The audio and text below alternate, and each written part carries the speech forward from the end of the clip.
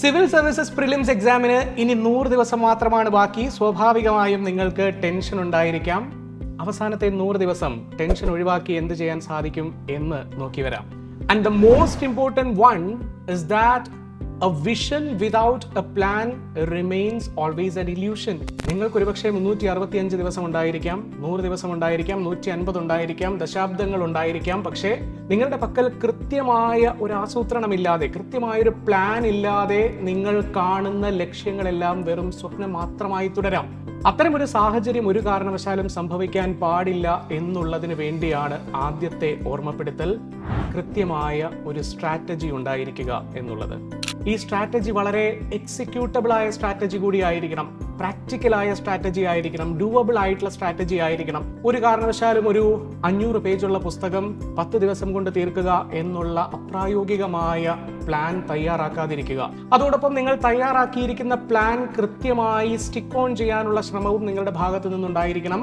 Peer പ്രഷറിന്റെ ഭാഗമായി, combine study ഗ്രൂപ്പിന്റെ ഭാഗമായി, നിങ്ങളുടെ സൗഹൃദ വലയങ്ങളുടെ ഭാഗമായി പ്ലാനിൽ നിന്ന് അടിക്കടി വ്യതിചലിക്കുന്ന സ്വഭാവമുണ്ടെങ്കിൽ അത് പൂർണ്ണമായി മാറ്റിവെക്കുക. നിങ്ങൾക്ക് വ്യതിചലിക്കാം, പക്ഷേ ആ പ്ലാൻ കൃത്യമായി വർക്കൗട്ട് ആവുന്നില്ല എന്നുള്ളത് സ്വയം നിരീക്ഷിച്ച് ബോധ്യപ്പെടുത്തുകയോ അല്ലെങ്കിൽ സ്വയം നിരീക്ഷിച്ച് മനസ്സിലാക്കുകയോ ചെയ്താൽ, അതല്ലെങ്കിൽ നിങ്ങളുടെ മെന്റർ സപ്പോർട്ടിന്റെ അടിസ്ഥാനത്തിൽ കൃത്യമായി നിങ്ങൾക്ക് മനസ്സിലായാൽ മാത്രമേ നിങ്ങൾ നിങ്ങളുടെ തയ്യാറാക്കിയിട്ടുള്ള പ്ലാനിൽ നിന്ന് വ്യതിചലിക്കാൻ പാടുള്ളൂ. 4 കാര്യങ്ങൾ: കൃത്യമായ strategy, executable strategy, do not deviate from the strategy, as well as the 4th one, deviate in case if it is proved unproductive. അവസാനത്തെ 100 ദിവസത്തെ റാപ്പിഡ് പ്രിപ്പറേഷൻ സ്ട്രാറ്റജി ഫ്രെയിം ചെയ്യുമ്പോൾ ആദ്യമായി അഡ്രസ് ചെയ്യപ്പെടേണ്ടത് ഒരുപക്ഷെ വർഷങ്ങളായി സിവിൽ സർവീസ് പ്രിപ്പറേഷൻ ജേർണിയിൽ നിൽക്കുന്ന വെറ്ററൻസിന്റെ ഡിമാൻഡാണ്. സ്വാഭാവികമായും നിങ്ങൾ മാസങ്ങളായി അല്ലെങ്കിൽ വർഷങ്ങളായി അക്വയർ ചെയ്തിട്ടുള്ള ഒരു ആൻസർ റൈറ്റിംഗ് സ്കില്ലുണ്ടായിരിക്കും. ഈ 100 ദിവസത്തെ പ്രിപ്പറേഷനുള്ളിൽ നിങ്ങൾ ആ ആൻസർ റൈറ്റിംഗ് സ്കില്ല് നിങ്ങളുടെ കയ്യിൽ നിന്ന് നഷ്ടപ്പെടുത്താതിരിക്കാൻ പ്രത്യേകം ശ്രമിക്കുക. ചുരുക്കി പറഞ്ഞാൽ, ഒരു ദിവസം ഒരു ഉത്തരമെങ്കിലും എഴുതി കൃത്യമായി നിങ്ങളുടെ മെന്ററുടെ ഭാഗത്ത് നിന്ന് സജഷൻ സീക്ക് ചെയ്യാൻ ഒരു അരമണിക്കൂർ സമയം മാറ്റിവെക്കുന്നതിൽ തെറ്റില്ല എന്നാണ് വിദഗ്ധരുടെ അഭിപ്രായപക്ഷം. So practice answer writing, that is at least 1 answer in a day. ബിഗിനേഴ്സിലേക്ക് എത്തുമ്പോൾ പലതരത്തിലുള്ള ക്രൗഡ് കാറ്റഗറിയെ സാധാരണഗതിയിൽ കാണാറുണ്ട്. വളരെ സോളിഡായി പ്രിപ്പറേഷൻ മുന്നോട്ട് പോകുന്ന ഒരു കാറ്റഗറി ഉണ്ടായിരിക്കും. എന്നാൽ അത്രത്തോളം കോൺഫിഡൻ്റ് അല്ലാതെ ഈ ഒരു അറ്റംപ്റ്റിനെ കാണുന്നവരും ഉണ്ടായിരിക്കും. എങ്ങനെയാണെങ്കിലും ഇനിയുള്ള 100 ദിവസം കൃത്യമായി സിലബസ് ഡിവൈഡ് ചെയ്യുക. സിലബസ് ഡിവൈഡ് ചെയ്യുമ്പോൾ കൃത്യമായ ഫോക്കസ് ഏരിയാസ് കണ്ടെത്താൻ ശ്രമിക്കുക. ഉദാഹരണമായി, നമ്മളുടെ എക്സാം പാറ്റേൺ നിങ്ങൾ ശ്രദ്ധിച്ചാൽ ഇന്ത്യൻ പൊളിറ്റി പോലെ, അല്ലെങ്കിൽ ജിയോഗ്രഫി പോലെ, ഇക്കണോമിക്സ് പോലെ, ഹിസ്റ്ററി പോലെയുള്ള കോർ സബ്ജക്റ്റുകൾക്ക് പ്രാധാന്യം കൊടുക്കുന്നതിനോടൊപ്പം തന്നെ കൃത്യമായി ഇന്റർനാഷണൽ റിലേഷൻസ് പോലെ, അല്ലെങ്കിൽ ഗവേണൻസ് പോലെ, ആർട്ട് ആൻഡ് കൾച്ചർ പോലെയുള്ള സബ്ജക്റ്റുകൾക്കും അർഹിക്കുന്ന പരിഗണന നൽകുക. അതായത് അപ്രധാനമെന്ന് കരുതുന്ന പല മേഖലയിൽ നിന്ന്, അഗ്രികൾച്ചർ പോലെയുള്ള അപ്രധാനമെന്ന് കരുതുന്ന പല മേഖലയിൽ നിന്ന് വരുന്ന ചോദ്യങ്ങളെ ഒരു കാരണവശാലും തിരസ്കരിക്കാൻ പാടില്ല. അതിന് വലിയ വില നിങ്ങൾ നൽകേണ്ടി വരും. കൃത്യമായി സിലബസ് ഡിവൈഡ് ചെയ്യുക. Focus on the targets. ഈ അവസാന കാലത്ത് പ്രിപ്പറേഷൻ മുന്നോട്ട് കൊണ്ടുപോകുന്നതിനോടൊപ്പം ഏറ്റവും പ്രധാനമാണ് പരമാവധി മോക്ക് ടെസ്റ്റ് പേപ്പറുകൾ അറ്റൻഡ് ചെയ്യുക എന്നുള്ളത്. കേവലം മോക്ക് ടെസ്റ്റ് പേപ്പറുകൾ അറ്റൻഡ് ചെയ്താൽ മാത്രം പോരാ. ടെസ്റ്റ് പേപ്പറുകളിൽ നിന്ന് എവിടെയാണ് പോരായ്മകൾ എന്നുള്ളത് കൃത്യമായി മനസ്സിലാക്കി അത് പരിഹരിക്കാനുള്ള ശ്രമവും നിങ്ങളുടെ ഭാഗത്ത് നിന്ന് സജീവമായി ഉണ്ടായാൽ മാത്രമാണ് ടെസ്റ്റ് പേപ്പറുകൾ അതിൻ്റെ ഉദ്ദേശശുദ്ധി പൂർണ്ണമായും സാക്ഷാത്കരിക്കപ്പെടുക.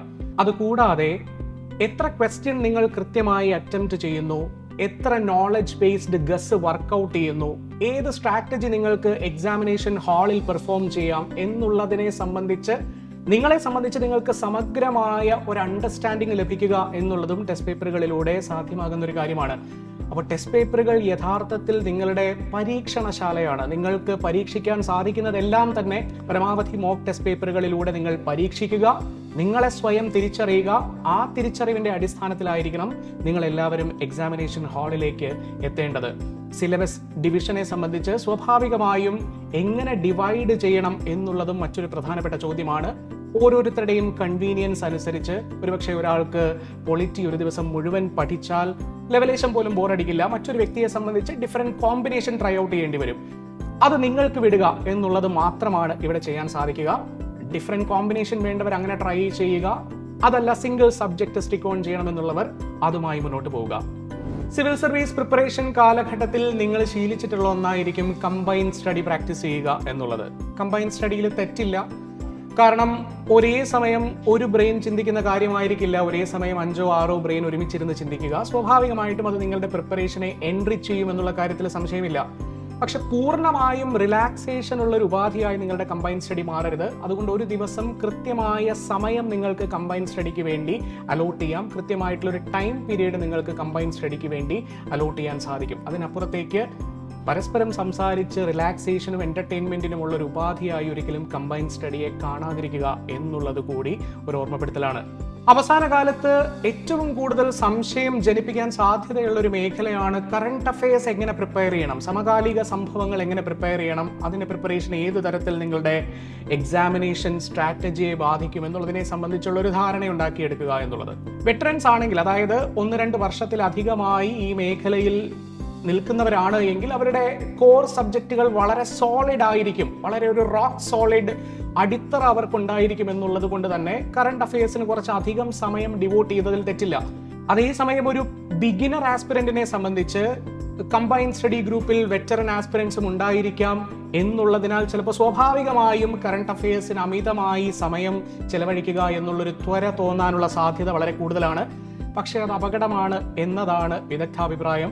അതുകൊണ്ട് തന്നെ കറണ്ട് അഫയേഴ്സിന് ഒരു നിശ്ചിത സമയം ഡിവോട്ട് ചെയ്യാം. പക്ഷേ ഒരു വെറ്ററൻ കമ്മ്യൂണിറ്റി ഡിവോട്ട് ചെയ്യുന്ന അത്രയേറെ ദൈർഘ്യം നിങ്ങളുടെ സമകാലിക സംഭവങ്ങൾ പ്രിപ്പയർ ചെയ്യുന്നതിന് വേണ്ടി മാത്രമായി മാറ്റിവെക്കാതിരിക്കുക. അത് കൃത്യമായ ഒരു ഡിസ്ക്ലെയിമറായി തന്നെ മനസ്സിലാക്കുകയും ചെയ്യുക. ഇത്രയും കാര്യങ്ങൾ ടാർഗറ്റ് ഓറിയന്റഡ് ആയി കൃത്യമായി ചെയ്ത ഒരു ആസ്പിരന്റിനെ സംബന്ധിച്ച് അവസാനത്തെ ഒരാഴ്ച എങ്ങനെയാണ് ചെലവഴിക്കേണ്ടത്? അവസാനത്തെ ഒരാഴ്ച പരമാവധി UPSC മാതൃകാ ചോദ്യങ്ങൾ പ്രാക്ടീസ് ചെയ്യുക എന്നുള്ളതാണ്. UPSCയുടെ മാതൃകയിൽ പരീക്ഷകൾ നടത്തിയിട്ടുള്ള മറ്റ് ചോദ്യ പേപ്പറുകളും നിങ്ങൾക്ക് പ്രാക്ടീസ് ചെയ്യാം. ഉദാഹരണം ICAPFന്റെ ക്വസ്റ്റ്യൻ പേപ്പർ അല്ലെങ്കിൽ EPFOയുടെ ക്വസ്റ്റ്യൻ പേപ്പറും നിങ്ങൾക്ക് പ്രാക്ടീസ് ചെയ്യാം. കാരണം കൃത്യമായി എന്താണ് UPSC ചോദിക്കുന്നത് എന്ന് മനസ്സിലാക്കുക. ഒരുപക്ഷെ നിങ്ങൾ ഒരു PSC ആസ്പിരന്റ് ആയിരുന്നിരിക്കാം, അല്ലെങ്കിൽ ഒരു SSC ആസ്പിരന്റ് ആയിരുന്നിരിക്കാം. ആ പരീക്ഷകളിൽ നിന്ന് എങ്ങനെയാണ് UPSC വ്യത്യസ്തമായി ചോദ്യങ്ങൾ ചോദിക്കുന്നത് എന്നതിനെ സംബന്ധിച്ച് വളരെ വ്യക്തമായ ഒരു മനസാന്നിധ്യം ക്രിയേറ്റ് ചെയ്യപ്പെടുക എന്നുള്ളതിന് വേണ്ടിയാണ് അവസാനത്തെ ഒരാഴ്ച നിങ്ങൾ ചെലവഴിക്കേണ്ടത്. അതിനുശേഷം അവസാനത്തെ 2 ദിവസമാണ്. ഈ അവസാനത്തെ 2 ദിവസം ഏറ്റവും മനോഹരമായ ഓർമ്മകളാൽ സമ്പന്നമാക്കുക. നിങ്ങൾ നിങ്ങളുടെ സുഹൃത്തുക്കളുടെ കൂടെ എൻജോയ് ചെയ്യാനുള്ള സമയം കണ്ടെത്തുക, മറ്റ് എന്റർടൈൻമെന്റ്സിനുള്ള സമയം കണ്ടെത്തുക, പഠിക്കുന്നതിനെ പറ്റിയും പഠിച്ചതിനെ പറ്റിയും മറക്കുക. നിങ്ങൾക്കൊരു ഗേൾ ഫ്രണ്ടോ ബോയ് ഫ്രണ്ടോ ഉണ്ടെങ്കിൽ മനോഹരമായി പ്രണയിക്കാനുള്ള സമയം കണ്ടെത്തുക. അങ്ങനെ നിങ്ങളുടെ മനസ്സിനെ പൂർണ്ണമായും എക്സാമിനേഷൻ ഹാളിലേക്ക് പാകപ്പെടുത്തുക എന്നുള്ളതാണ് റിലാക്സേഷൻ ആണ്. ഏറ്റവും സിമ്പിൾ ടേംസിൽ പറഞ്ഞാൽ പരമാവധി റിലാക്സ് ചെയ്യുക, എൻജോയ് ചെയ്യുക, എന്റർടൈൻ ചെയ്യുക. അങ്ങനെ എക്സാമിനേഷൻ ഹാളിലേക്ക് ചെല്ലുക. And remember one thing, that what doesn't kill you would make you stronger.